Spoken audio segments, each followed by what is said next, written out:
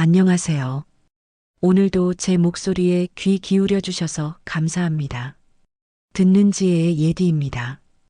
오늘은 요즘 어르신들 사이에서도 말이 많은 쓰레기 분리수거 과태료 단속 강화 이야기를 준비했습니다. 먼저 실제 사연 하나 들어보실까요? 경기도 안양에 사시는 이영순 어르신, 올해 75세이십니다. 그날은 평소처럼 라면을 끓여 먹고 그 봉지를 그냥 종량제 봉투에 넣었어요. 며칠 뒤 우편함을 봤는데 과태료 고지서가 들어있더라고요. 10만 원. 라면 봉지 하나 때문에요. 순간 손이 덜덜 떨렸어요. 이게 진짜 내일일 줄은 몰랐죠. 그날 어르신은 하루 종일 마음이 불편하셨대요. 내가 뭘 잘못한 걸까? 이웃이 봤을까 걱정도 되고 괜히 서운한 마음이 들었다고 하셨어요. 그날 이후로는 버리기 전에 꼭 다시 봐요. 이게 비닐인지 일반인지. 이제는 버리는 것도 공부를 해야겠더라고요. 사실 누구라도 헷갈릴 수 있는 일이에요. 서울에 사시는 정의자 어르신은 65년을 같은 동네에서 지내셨답니다. 손녀가 먹은 과자 봉지 2개를 그냥 봉투에 넣었어요. 며칠 뒤 과태료 고지서가 도착했어요. 20만 원. 너무 놀랐어요. 평생 쓰레기를 버리며 살아왔는데 이제는 뭘 잘못 버렸는지도 모르겠더라고요. 이제는 버리는 것도 무서운 세상. 이게 지금 많은 분들의 마음 아닐까요? 요즘은 작은 영수증 조각, 과자 봉지 하나에도 과태료가 붙을 수 있습니다. 이제는 정말 어떻게 버리느냐가 중요한 시대가 된 거예요.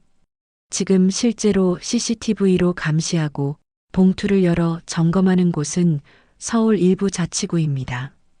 강북구, 성동구, 영등포구 같은 곳이에요. 무단투기나 분리배출 위반이 확인되면 과태료 고지서가 발송됩니다. 아직은 서울 중심이지만 정부와 지자체가 2026년쯤 전국 확대를 검토 중이에요. 지금은 남의 일 같아도 머지않아 우리 동네에도 적용될 수 있습니다. 그래서 지금이 바로 우리 생활을 한번 돌아볼 때가 아닐까요? 버리는 일도 정리하는 일도 이제는 내가 사는 마을을 지키는 마음으로 해야 하는 시대입니다. 그렇다고 너무 걱정하지는 마세요. 이건 벌 주려는 게 아닙니다. 우리 마을을 깨끗하게 지키자는 변화거든요. 오늘은 헷갈리기 쉬운 분리수거 규정 중에서도 꼭 알아야 할 핵심만 딱 짚어드릴게요. 오늘 끝까지 들으시면 이건 이렇게 버리면 되는구나. 한 번에 정리가 되실 겁니다. 그럼 대체 왜 이렇게까지 단속이 세졌을까요? 이유는 아주 간단합니다. 버려지는 쓰레기가 너무 많아졌기 때문이에요. 예전엔 집에서 밥을 해 먹고 시장 가서 장을 봤지만 요즘은 배달 음식, 택배, 포장용품이 하루에도 수십 개씩 쌓입니다. 환경부 조사에 따르면 배달 포장용 플라스틱이 2019년에 비해 지금은 거의 2배 이상 늘었다고 합니다.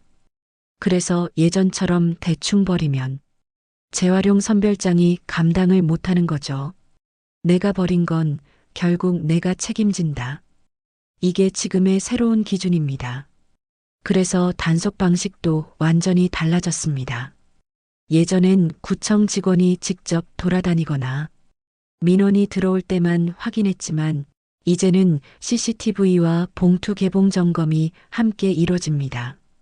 CCTV 화면으로 누가 어떤 봉투를 내놓는지 확인하고 필요하면 종량제 봉투를 열어 잘못된 쓰레기가 섞였는지 확인합니다. 그 안에서 이름이 적힌 영수증이나 송장이 나오면 그걸 근거로 과태료가 부과돼요. 서울의 강북구, 영등포구, 성동구 같은 곳에서는 이미 이런 방식이 실제로 시행 중입니다. 어르신들이 많이 사는 동네에는 쓰레기 무단투기 전용 카메라가 따로 설치돼 있고요. 위반이 확인되면 우편으로 과태료 고지서가 발송됩니다. 최근엔 이런 일도 있었어요. 서울 마포구에 사시는 박명숙 어르신은 택배 상자 하나 그냥 놔뒀다가 며칠 뒤 과태료 고지서를 받았다고 하시더군요. 세상이 이렇게 빨리 바뀌었는지 몰랐어요. 그렇죠. 예전엔 몰라도 됐던 일들이 이젠 우리가 알아야 할 생활 상식이 된 거예요. 이런 변화가 낯설고 불편하게 느껴질 수도 있습니다. 하지만 조금만 눈을 돌려보면 우리 이웃들도 다 같은 마음으로 조금씩 배우고 익히고 계시더라고요.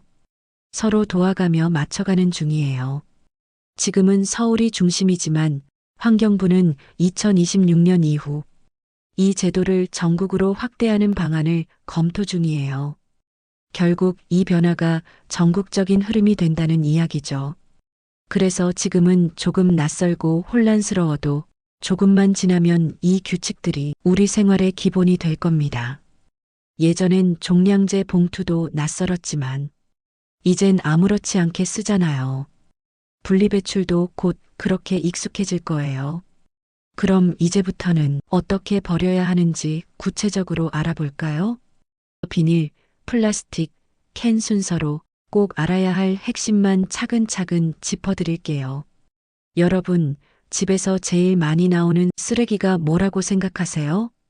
바로 비닐이에요.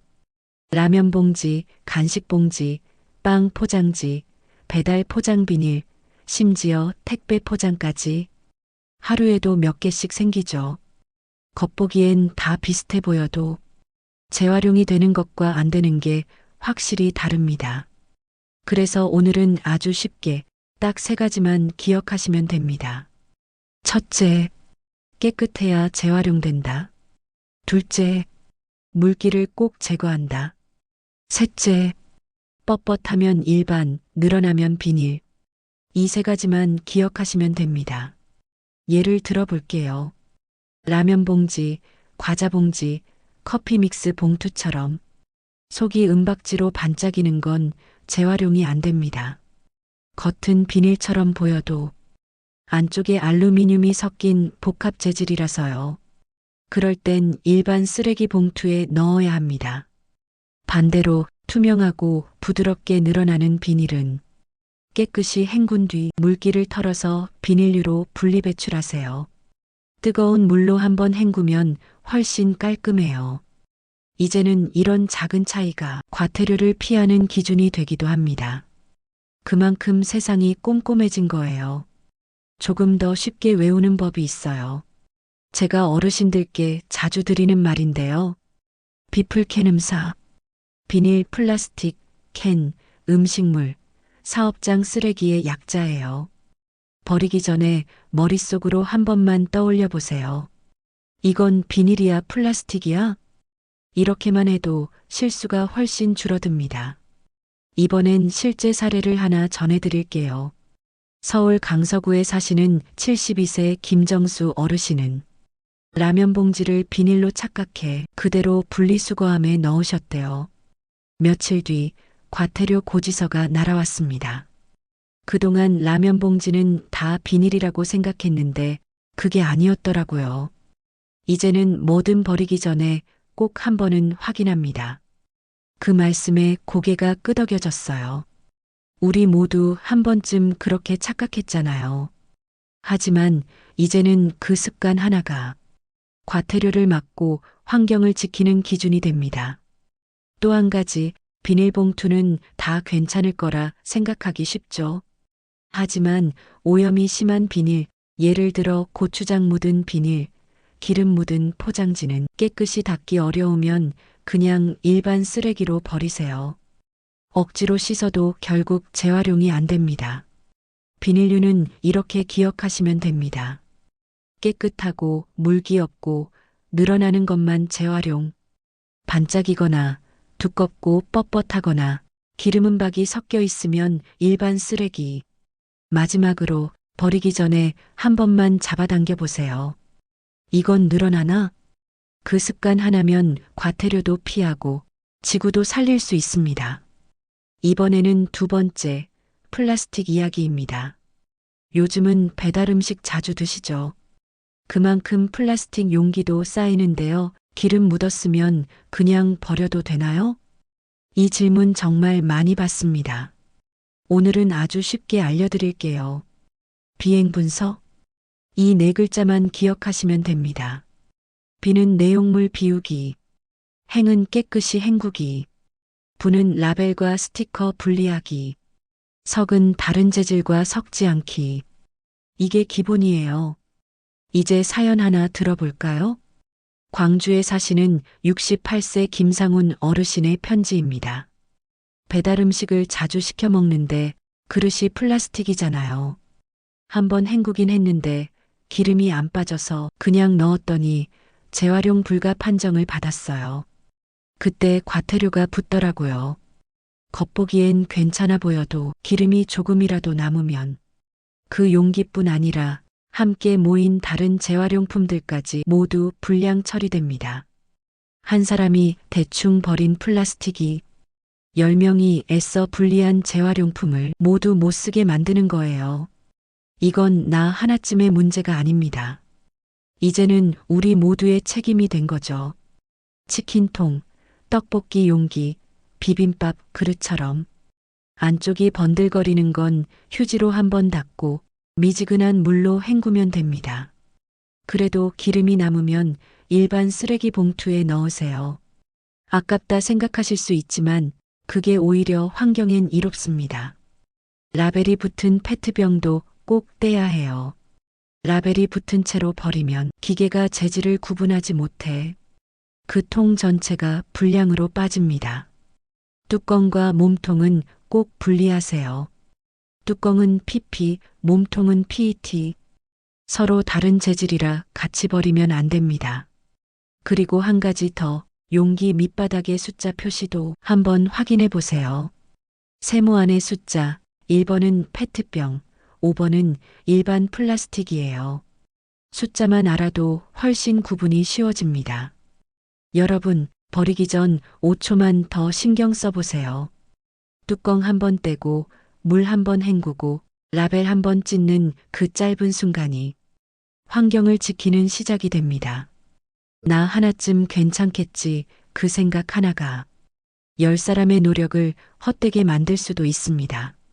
하지만 반대로 나 한 사람의 습관이 온 마을의 변화를 만들어낼 수도 있습니다. 오늘 저녁 배달 음식을 드신다면 용기를 버리기 전에 비행분서? 이 네 글자만 꼭 떠올려 보세요. 그게 바로 지혜로운 분리의 첫걸음입니다. 내가 오늘 올바르게 버린 플라스틱 하나가 내일 우리 아이가 마시는 깨끗한 물이 되고 내 손에 닿는 맑은 공기가 된다고 생각해 보시면 어떨까요? 이제 5번째 캔 이야기입니다. 집에서 나오는 캔 생각보다 많아요. 음료 캔, 통조림 캔, 부탄가스, 스프레이까지 모두 포함됩니다. 먼저 기본부터 볼까요? 음료나 통조림 캔은 내용물을 완전히 비우고 한번 헹군 뒤 배출하시면 됩니다. 겉에 붙은 종이 라벨은 떼어주는 게 좋아요. 이렇게만 해도 대부분 깨끗한 재활용품으로 분류됩니다. 이제 사연 하나 전해드릴게요. 수원에 사시는 70세 최연성 어르신의 이야기입니다. 집안 정리를 하다가 가스버너용 부탄캔 몇 개가 남아 있어서 그냥 버렸거든요. 그런데 수거 차량에서 펑 소리가 났다는 거예요. 기사님이 놀라서 신고까지 하셨다네요. 이런 사고 실제로 종종 있습니다. 부탄가스나 스프레이통은 안에 남은 가스를 완전히 방출한 뒤 바닥에 구멍을 12개 뚫어서 버려야 합니다. 그래야 폭발 사고를 막을 수 있어요. 가스가 조금이라도 남아있으면 수거차 안의 열기나 압력 때문에 큰 사고로 이어질 수 있습니다. 그래서 꼭 기억하세요. 스프레이류와 부탄캔은 완전 방출 구멍 12개. 이게 가장 중요한 안전수칙이에요. 그리고 깨끗하게 비운 캔은 찌그러뜨려 부피를 줄이고 배출하면 좋습니다. 공간도 절약되고 수거하시는 분들도 훨씬 편하죠. 여기서 잠깐 이렇게까지 해야 하나? 하는 생각 한 번쯤 해보셨죠? 하지만 이건 단순히 깨끗한 거리를 만드는 일이 아닙니다. 재활용이 곧 지구의 온도를 낮추는 일이거든요. 요즘 여름엔 너무 덥고, 가을은 금세 지나가고, 겨울은 예전보다 훨씬 춥고 건조하죠. 이게 바로 기후변화 그리고 지구온난화의 신호입니다. 우리가 재활용을 제대로 하면 새 재료를 만들 때 쓰는 에너지와 탄소 배출이 크게 줄어듭니다. 결국 그만큼 지구가 덜 뜨거워지는 거예요. 제가 만난 어르신 한 분은 이런 말씀을 하셨어요. 요즘은 봄이 너무 짧아졌어. 벚꽃이 피면 금세 져버려. 그 말이 마음에 남았어요. 그 봄을 다시 길게 보기 위해 우리가 지금 조금만 더 신경 쓰면 됩니다. 오늘 집안에 남은 캔이나 스프레이통이 있다면 지금 한번 확인해 보세요. 가스는 비웠나? 구멍은 뚫었나? 이 두 가지만 점검하시면 충분합니다. 그리고 여러분, 작은 행동 하나가 세상을 바꾼다고 하잖아요. 그 말이 바로 이럴 때 쓰이는 말입니다. 깨끗하게 버린 캔 하나, 그게 우리 손주 세대가 마시는 공기가 되고 내일의 봄을 조금 더 오래 머물게 할 수도 있습니다.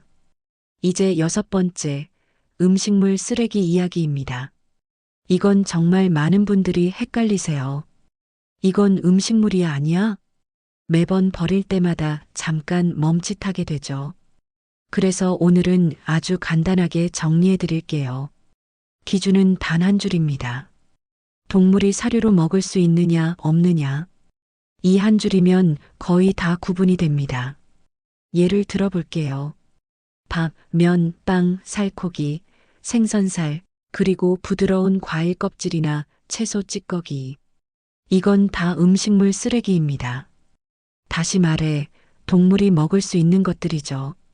반대로 닭, 돼지, 소의 뼈, 생선 가시, 조개 껍질, 계란 껍질, 견과류 껍질, 단단한 과일씨 같은 건 일반 쓰레기로 버려야 합니다. 양파 껍질, 마늘 껍질, 팥뿌리도 마찬가지예요. 질기고 단단해서 음식물이 아닙니다. 그리고 염분이 많은 김치나 젓갈, 된장류는 그대로 넣으면 음식물이 아닙니다. 하지만 여러 번 헹궈 짠기를 빼면 음식물 쓰레기로 배출할 수 있어요. 이건 모르시는 분들이 꽤 많더라고요.